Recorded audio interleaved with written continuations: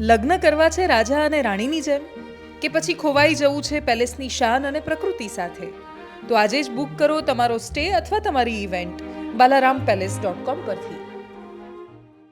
કે જ્યાં સુધી બીજા તાલુકાઓમાં કે બીજા ખેડૂતોને વળતર નિયમો પ્રમાણે પરિપત્ર પ્રમાણે આપ્યું હોય એ પ્રમાણે લાકડી અને દિયોદર તાલુકાના ખેડૂતોને એમને વળતર આપવું પડશે અને જ્યાં સુધી નહીં આપે ત્યાં સુધી ત્યાંનું નિરાકરણ ખેડૂતો, કંપનીના માણસો અને ઓથોરાઇઝ ભારત સરકારના અધિકારીઓ કે લોકલ એસડીએમ હોય કે કલેક્ટર હોય આ સાથે બેન સોલ્યુશન નહીં કરે ત્યાં સુધી પોલીસ હોય કે ગમે તે હોય અમે ખેડૂતોના હિતમાં અહીંયા લોકલ ઉપર એને કામ નહીં કરવા દઈએ। બનાસકાંઠાના સાંસદ ગેનીબેન ઠાકોર જ્યારથી જીત્યા છે ત્યારથી આક્રમક મોડમાં આવી ગયા છે। ગઈકાલે બનાસકાંઠાની મુલાકાતે હતા એટલે અલગ અલગ ગામડાઓમાં જઈ અને બધાનો આભાર માની રહ્યા હતા કે તમે મારું મામેરું ભર્યું એ બદલ આપનો આભાર। પણ એમને જે ભાષણો આપ્યા એ ભાષણો એકદમ આક્રમક હતા અને સીધા પ્રહારો હતા। એ પછી પોલીસ હોય કે પછી ભારતીય જનતા પાર્ટી હોય કે પછી ત્યાં એમને જેટલા પણ લોકોએ એવું કહ્યું હતું કે બેન ત્યાં જીતવું અઘરું છે, બધાને ગેનીબેને શાનમાં સમજાવી દીધું। ગઈકાલે બીજો એક મુદ્દો પણ હતો।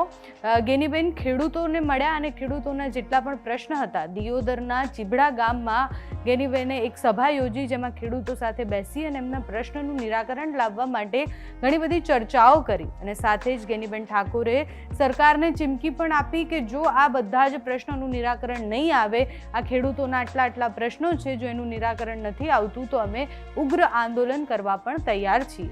ગઈકાલે ગેનીબેન ઠાકોર જ્યારે થરાદના એક ગામમાં હતા ત્યારે એ પોલીસ પર ભડક્યા હતા। પોલીસ એ ભારતીય જનતા પાર્ટીની એજન્ટ છે એવું એમનું કહેવું હતું। ત્યાંથી જઈ અને પછી જ્યારે એ દિયોદર ગયા ત્યારે ખેડૂતો સાથે વાતચીત કરી એટલે સાંસદ બનતાની સાથે જ વિસ્તારની મુલાકાતે હતા, લોકોને અભિવાદન લોકોના ઝીલી રહ્યા હતા અને સાથે જ લોકોને ધન્યવાદ કહી રહ્યા હતા જીતાડવા માટે। સંસદમાં એમનો અનુભવ કેવો રહ્યો એની પણ એમને વાત કરી। પણ ગઈકાલે ખેડૂતો સાથે એમણે જે વાતચીત કરી અને ખેડૂતોની વાતચીત બાદ સરકારને જે કહ્યું એ સાંભળીએ। અને લાકડી તાલુકો જે આઈઓસીએલ કંપની એના મારફત અંડરગ્રાઉન્ડ પાઇપલાઇન નાખવાનું કામ ઘણા સમયથી ચાલે છે। ખેડૂતોની રજૂઆત એવી છે કે જે તાલુકાઓમાં પાઇપલાઇન પસાર થતી હોય, જે સર્વે નંબર પર પસાર થતી હોય ત્યાં એ તાલુકાના નજીકનો સર્વે નંબર પર ઊંચી જતી હોય એ પ્રમાણેનું 4 ગામ કરી અને ખેડૂતને વળતર આપવાનું હોય છે। એ પ્રમાણે આ લાકડી અને દિયોદર તાલુકાને વળતર આપવા માટે કંપનીના માણસો હોય કે જે ઓથોરાઇઝ અધિકારીઓ હોય એ હું માનું કે એમને ન્યાય નથી આપતા એટલે ગઈકાલે મારા ખેડૂતો જોડે વાત થઈ હતી। આજે કલેક્ટરશ્રીએ ખેડૂત પ્રતિનિધિઓને પણ બોલાયા છે, પણ હું ખેડૂતો વતી એટલું ચોક્કસ કહીશ કે જ્યાં સુધી બીજા તાલુકાઓમાં કે બીજા ખેડૂતોને વળતર નિયમો પ્રમાણે પરિપત્ર પ્રમાણે આપ્યું હોય એ પ્રમાણે લાકડી અને દિયોદર તાલુકાના ખેડૂતોને એમને વળતર આપવું પડશે અને જ્યાં સુધી નહીં આપે ત્યાં સુધી ત્યાંનું નિરાકરણ ખેડૂતો, કંપનીના માણસો અને ઓથોરાઇઝ ભારત સરકારના અધિકારીઓ કે લોકલ એસડીએમ હોય કે કલેક્ટર હોય આ સાથે બેન સોલ્યુશન નહીં કરે ત્યાં સુધી પોલીસ હોય કે ગમે તે હોય અમે ખેડૂતોના હિતમાં અહીંયા લોકલ ઉપર એને કામ નહીં કરવા દઈએ।